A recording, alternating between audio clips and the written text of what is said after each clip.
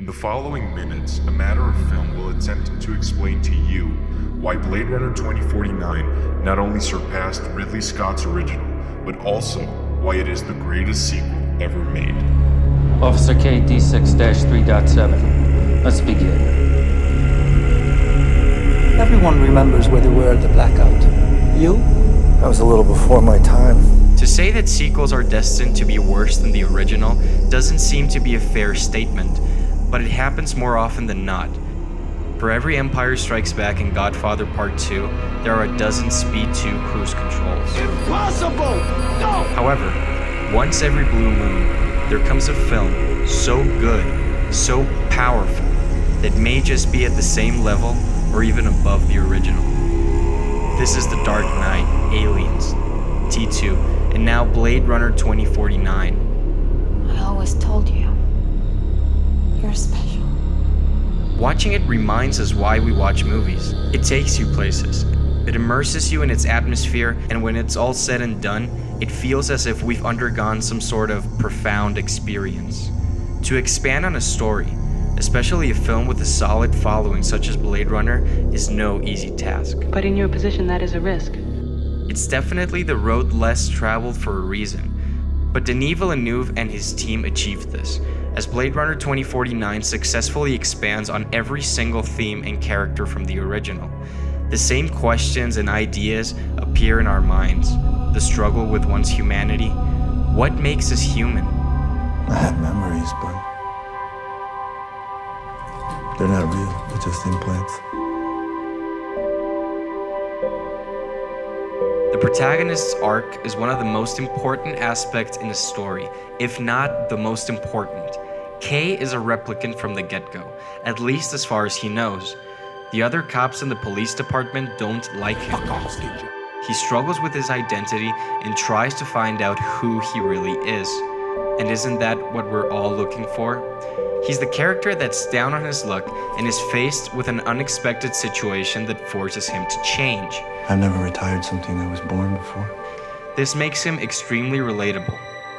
Besides, he's really good at his job, and it's like we're solving a mystery alongside him. That's not possible. Let's take a close look at the original Blade Runner, more specifically, the final cut of the film. It didn't do great at the box office, but developed a following over time. A lot of people regard Blade Runner as one of the best sci-fi movies ever made. However, there seems to be quite a bit of people that either dislike the movie or find it merely okay.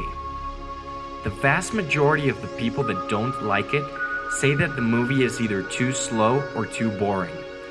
Most can't tell the difference between the two, but it's important to differentiate. Slow is not necessarily bad, and both Blade Runner movies benefit from this. You've been getting on fine without one. What's that, man?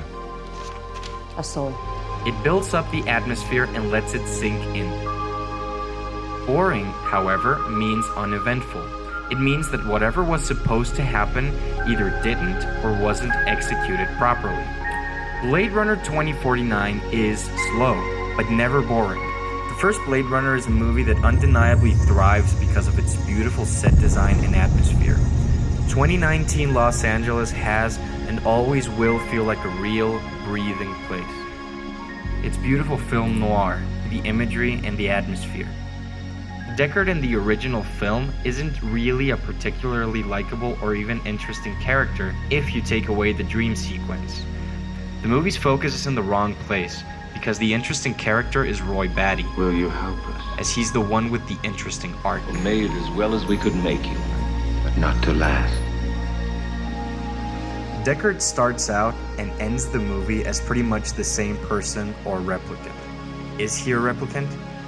Ridley Scott says he is, and it's great that in 2049 they just brush over it because it's not important to this story. Because we were being hunted. Which brings us to why Blade Runner 2049 is the greatest sequel ever made.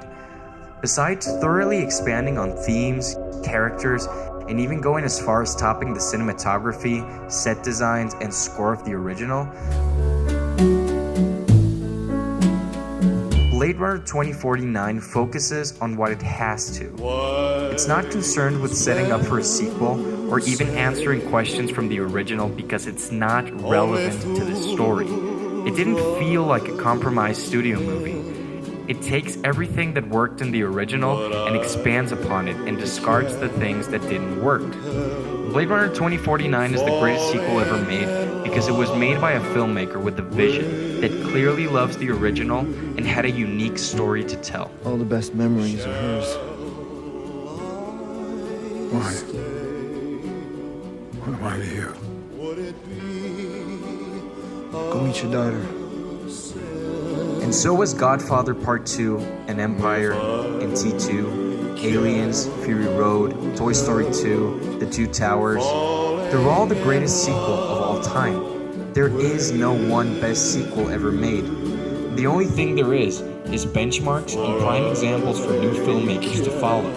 Blade Runner 2049 is one of those examples.